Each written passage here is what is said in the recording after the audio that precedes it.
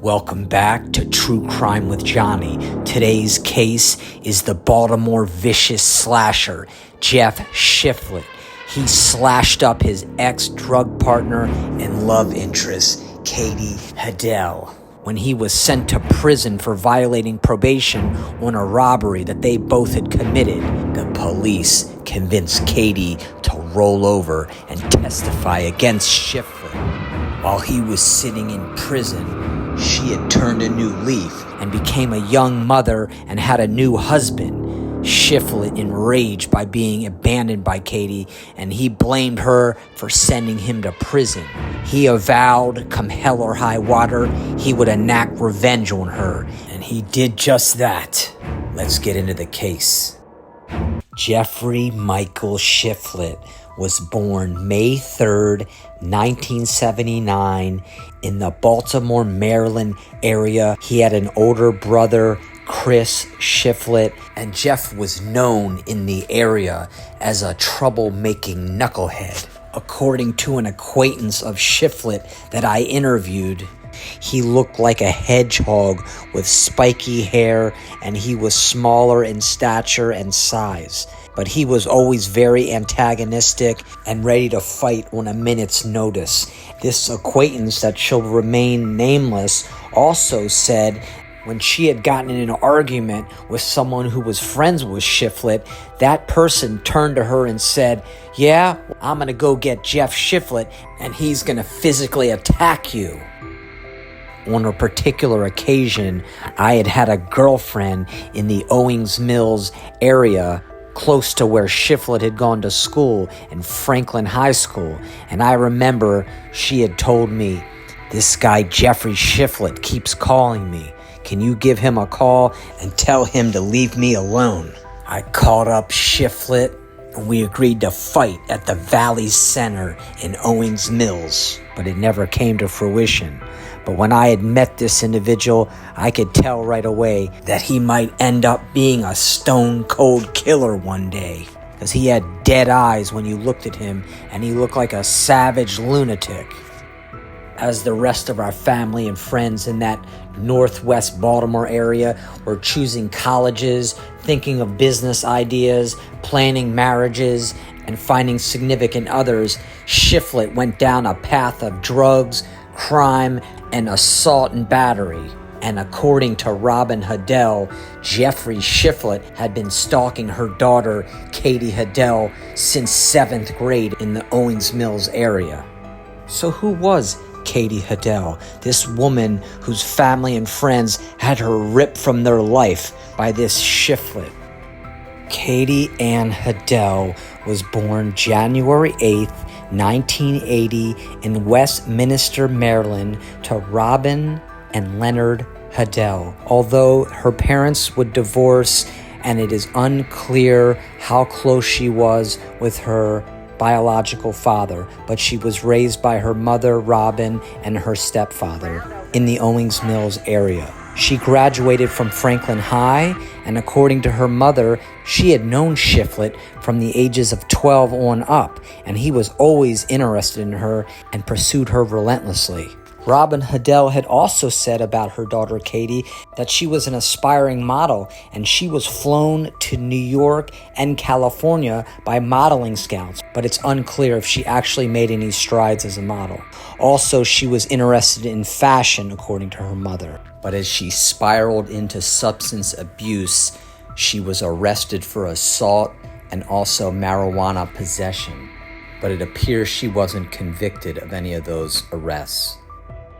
And that brings us to 2007, when she reunited with this Jeffrey Michael Shiflett, the man that had stalked her as a 12-year-old, and he was involved heavily with drug usage and criminal behavior, and they would have a couple-year on-again, off-again, drug-fueled relationship, and they would commit this burglary together, which ended up getting them both arrested.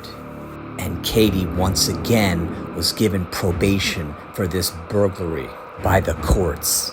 But it appears that the police struck a deal with Katie to testify against Shifflet. So as part of her plea deal, she was given a certain amount of time at the Mountain Manor Rehab Center. And as long as she completed that, the case would be dismissed. As far as her partner in crime, Shifflet, he too was given probation. But he ultimately violated probation, and he was sent to prison for 4 or 5 years. And as Shifflet sat there in that prison cell, he began to get angrier and angrier until he boiled over with rage. He started a relentless writing letters campaign towards Katie, threatening her life in every which way he could imagine, including writing similar threatening letters to the county prosecutor, Scott Schellenberger, who had been the one to prosecute Shifflet's case. And he promised them, come hell or high water, that he would enact revenge on Katie. According to a statement from that county prosecutor, Scott Schellenberger, he had petitioned the court to reject Shifflet's parole.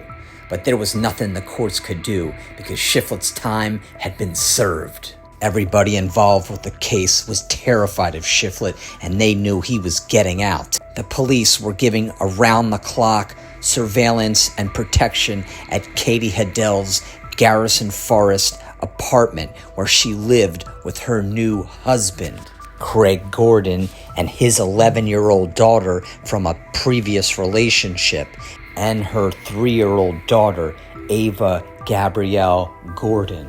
It was also noted that she was 3 months pregnant with another baby from her husband Craig at the time of Shifflet's release from prison. And that brings us to the timeline of the murder of Katie Ann Hadel on that February 2013. Jeff Shifflet, now out of prison with one thing on his mind, the blood of Katie Hadel. He had no fixed address, but the police had thought he might have been staying with his father in the Anne Arundel County area. But Katie and her mother, they had 3 different court orders they had tried to seek against Shifflet.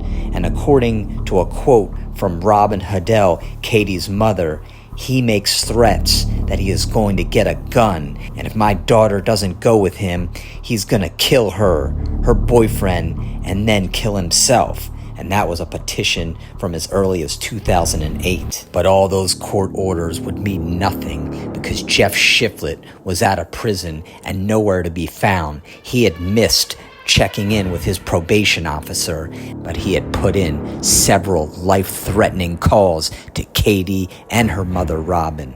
But nothing would terrify Katie, her friends, and family more than the message that Jeffrey Shifflet wrote on his own Facebook wall for the entire world to see. With badly worded grammar and spelling mistakes, Jeff Shifflet on January 29th, 2013 wrote the following: "This post for that special person in my life. You're going to jail, bitch. No more food stamps, methadone, and whatever else you get. You're going to owe back. You're going to owe back all that money. We'll never be able to apply again. And going to jail. Tell your man I'm reporting him to the IRS, then to the Port Authority. He's not supposed to be on port property with a felony. I'll teach you bitches about snitching. You're bringing me out of my character. I love it. You're fucked. Karma's a bitch. The funny thing is, I did all that investigating. I told you, I know how to investigate. Thought you were being slick. All you had to do was tell you sorry. Hope you get ready for the joint. Then I'ma see if Judge Pfiffenter will open back up your case. Now we can prove you were violating probation all those years. I think we can open it back up as long as I can show you broke the law while on probation. Bye-bye." And then there were several comments from some of Jeff Shifflet's childhood friends, most notably Matt Meyerberg. And he wrote, "Karma's with a K, Jeff. Remember what we spoke about? Focus on the future, not that hooker." And most importantly, it should be noted that Shifflet knew where Katie's mother, Robin, lived, but more importantly, he knew where Katie Hadel's Garrison Forest apartment was. The police urged Katie to move, to never go back to that apartment, but Katie, for unknown reasons, decided to stand her ground. And this brings us to February 5th, 2013, the day that Katie Hadel was murdered. And that Jeff Shifflet, with bloodshot eyes and boiling with anger, was armed with a knife, and he was stalking her from the wooded area next to her apartment. The police were doing around-the-clock sweeps between Katie's apartment and her mother Robin's home, but they had left, and Shifflet knew it, and that's when he decided it was time to enact his blood-filled revenge. Shifflet spent several days camped out on the wooded area outside of Katie Hadel's apartment, waiting for the police and her husband, Craig Gordon, to leave. And as bad luck would have it for Katie, both her husband, Craig, and the police had left at the same time. And that's when Shifflet decided to strike. Shifflet snuck up those stairs to that apartment like the slithery snake that he was. That front door had no chance against Shifflet. And as he broke into that apartment, he ran from room to room. That's when he encountered the 12-year-old daughter of Katie's new husband, Craig Gordon. And Shifflet grabbed her hard. As Shifflet dragged 12-year-old Craig Gordon's daughter from room to room, there in the hallway, with the shock of her life, stood Katie Hadel like a deer in headlights. And they were finally face to face. After all the threats, after the years apart, after all the police patrols, the petition, there they were, face to face. And Shifflet armed with a razor-sharp 10-inch butcher's knife. And he let go of the arm of the 12-year-old, and she ran out of that apartment to get help. With bloodshot eyes foaming at the mouth, he ran towards Katie, and he stabbed her repeatedly, 16 times. He dragged her in the bathroom, slashing her from head to toe. And just like that, at the age of 33 years old, Katie Ann Hadel had lost her life, and Shifflet slithered out and vanished into the night. And it's just so sad. Like, I keep looking over there. Sierra Lang is still struggling to understand the loss of her good friend and neighbor, Katie Hadel. Police say around 10 Tuesday night, a neighbor called 911 after hearing commotion in Hadel's apartment on Wellhaven Circle in Owings Mills. When our officers arrived, they've discovered that the door was locked from the inside and they were unable to immediately gain entry. A tactical unit responded to the scene and they were able to get into the apartment. Inside, police found the body of 33-year-old Hadel, stabbed multiple times. She was pronounced dead at the scene. Also in the apartment, 2 children aged 3 and under. One was Hadel's child, the other a relative's child. They were both unharmed, but the suspect was not inside. God, to find out that someone died like that, maybe with their kids in the house is just horrible. It's scary. It's really scary. I'm just glad we have our own protection. Police don't believe this was a random crime. They say there were no signs of forced entry into the apartment, and Wednesday morning they took a suspect into custody. The victim is married, however, the suspect is not her husband. He was out of state at the time the homicide occurred.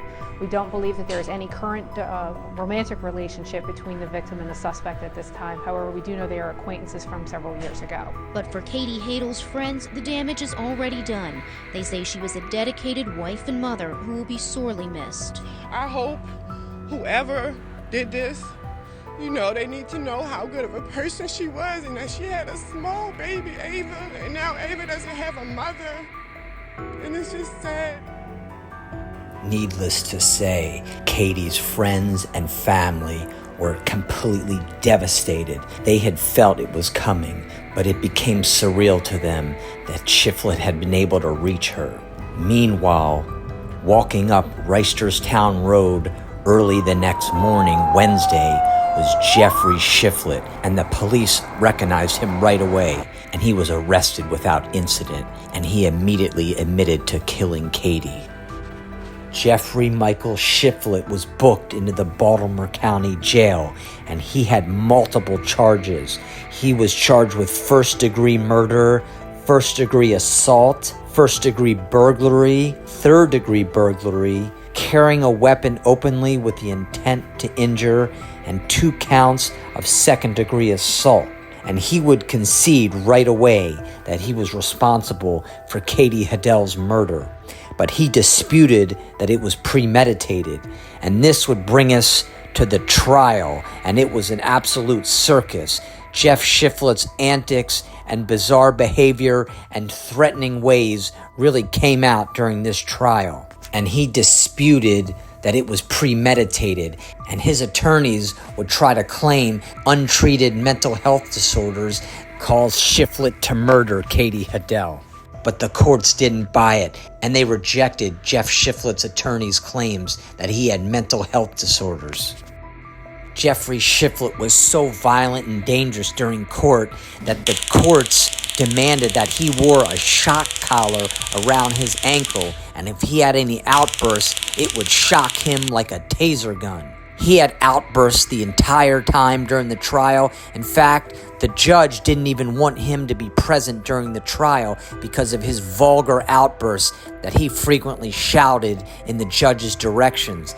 He was so vile, in fact, that while he was in the holding cell, he defecated in the middle of the floor. And when the correction officers went to pick him up, they saw feces spread all over the cell, and they were disgusted and terrified by Shifflet. Shifflet frequently through the trial yelled expletives at the judge, the attorneys, and the final straw from the judge removing Shifflet from the courtroom was Jeff Shifflet rushed the judge's chambers and tried to get in there to get to her, and they finally decided that Shifflet would have to be held in the courthouse jail, and they hooked up an audio and a video feed so that he could see what was going on during trial and they could communicate with him. Even though Shifflet was not in the courtroom, he could hear and see everything that was going on, and he was unbelievably disruptive. It almost appeared as though Shifflet had Tourette's syndrome. Shifflet specifically objected to wearing the shock collar, and according to transcripts from the court, quote, "By not complying with my order, you are waiving your right under Maryland Rule 4-231, so I wanted to advise you of rights to be present." Amidst the confusion that followed, Mr. Shifflet responded, quote, "I'm not going to wear that fucking cuff." And because of that, the court decided to leave him in the cell. Some of the other outbursts from Shifflet included, quote, "I'm not waiving my right to be present at the trial. Put that microphone right here. I'm not waiving my right to be present at that trial today. I want to be in the courtroom, but I'm not going to be treated like I'm some fucking kind of animal." Judge Ruth Ann Jubakowski and the court continued to try to give Shifflet every chance he could, but his outbursts got more and more outlandish.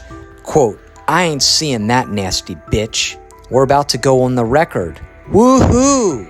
It also appeared, according to the transcript, that Shifflet kept referring to Judge Jubakowski as babe, and he would not address her as judge. He would say, "You're baby Judge Jubakowski" to me. According to another quote from the trial, the court asked to talk to Mr. Shifflet, and, quote, he said, "All right, hold on, I want to come back. I'm going to say one thing, okay, for the record here. For the record, I got to make it known, okay, that I do suffer from a mood disorder, okay? Another thing I do have to make a note for the record is at night I don't get a chance to sleep because I go back to my cell and I constantly think about the case, and I just stay up all night and my mind's spinning in circles, okay?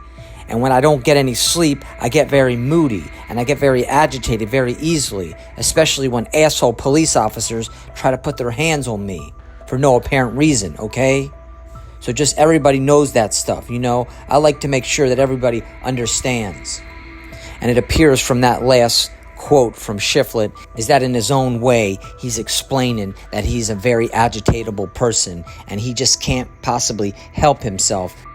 And the climax of the trial was when Shifflet really got agitated and Shifflet started screaming, "Let's fuck," directed straight at the judge, so I can release some of my stress, baby. Hey, prosecutor, you're a faggot. You take it up the ass. You faggot, you queer, you homosexual. I love you, baby, directed at the judge. And they would finally have to cut his microphone. And then there was an outburst from the sheriff. Quote, we got a situation that he shitted in his cell. And they were speechless. The sheriff, he shitted in the cell on the floor. The sheriff, my sergeant, in a stuttering voice, sergeant is going down to get a shield because we don't know what's going to happen once we go there, if he's going to throw it or not. The court finally understood that they weren't talking about feces in a toilet, that Jeff Shifflet had defecated all over the entire cell, and they were terrified that he was going to start throwing it. The courts finally decided to remove Jeff Shifflet for good from the courtroom because of his erratic behavior, but they wanted to give him every chance possible so that it wouldn't create a mistrial that Jeff Shifflet could use later on to say his rights were violated because he wasn't in the courtroom. And the courts ultimately believed that Jeffrey Shifflet was doing this to prevent the trial from proceeding. It also appears that these behaviors were probably used by Shifflet and the defense to create his defense, which was diminished capacity, and make it a lesser charge than first-degree murder. In fact, Shifflet's defense team offered testimony from Dr. Joanna Brandt, who diagnosed Mr. Shifflet with specified bipolar disorder, obsessive-compulsive disorder, and borderline personality disorder.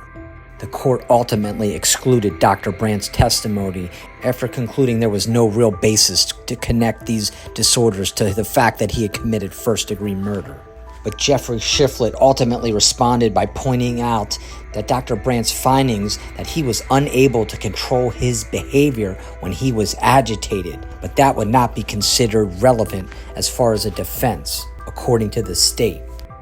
And finally, we reach November 2014, when Jeffrey Michael Shiflett was convicted of the first-degree murder of Katie Ann Hadel, and he would spend the rest of his life in prison without the possibility of parole. So what do I think happened in the case of Jeffrey Michael Shiflett? Do I believe, like he said in his defense, that he could not control his anger once he was mad? No, I don't believe this, and there are several reasons why. Number one, he had months and years in that prison cell to calm down and deal with the anger and the resentment. Number two, it was an immaturity by Jeff, a childlike need for revenge, short-sightedness. He is going to sacrifice his own life and future in order to enact revenge on Katie Ann Hadel.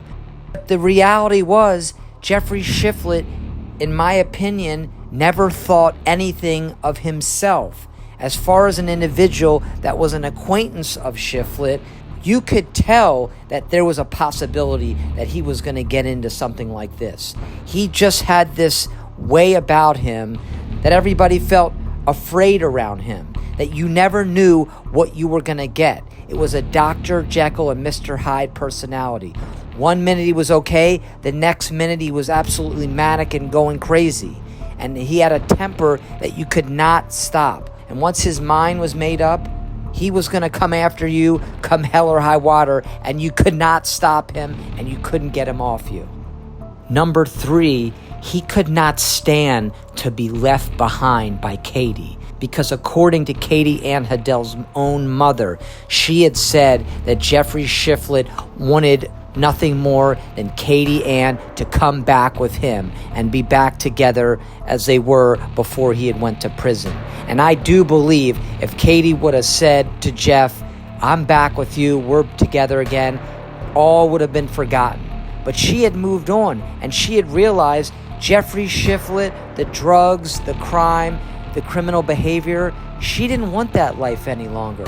And that was the only road that Jeffrey Michael Shiflett was going down. And ultimately, we lost Katie Ann Hadel very young. And yes, she was not perfect. Her life had taken a road down a bad course. But ultimately, she deserved a second chance. and she was getting a second chance. Why did she stay in that apartment? Maybe she was self-sacrificing. Maybe she thought she deserved to be attacked by Shifflet. The police tried to relocate her. Why not move out of Maryland? Why not move to a different country? Why not move to South Africa, to Asia? Get out of here. Go live your life. Why stay in an apartment where you know he can find you? Ultimately, everybody loses in this situation. Jeffrey Michael Shiflett will spend the rest of his life in a cage and never be able to get redemption. Katie Ann Hadel will never get to see her daughter grow up. And the family and friends of everybody involved lose as well. And thank you for tuning in, and stay tuned for our next episode with True Crime with Johnny.